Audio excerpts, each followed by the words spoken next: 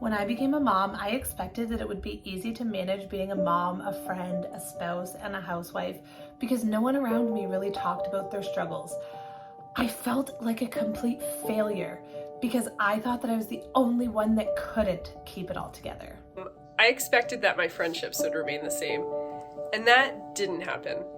It made me feel sad at first. I expected to bring my babies home right away. Instead, we spent almost 3 months in the NICU, and that made me feel resentful and pretty jealous of other moms for a while.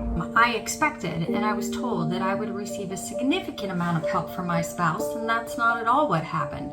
It made me feel overwhelmed and exhausted from never having a moment for self-care. I expected to be happy and stress-free. But then, my daughter had significant mental health and behavioral challenges. It made me feel heartbroken, guilty, alone, and like I was failing as a mom. I thought it would be easy, but then postpartum anxiety happened and I felt like a failure. I expected to intuitively know what my babies needed, and I found out that I didn't speak baby and I didn't always know. This made me feel inadequate. I expected to breastfeed exclusively, but had little to no milk supply after being diagnosed with a postpartum thyroid disease.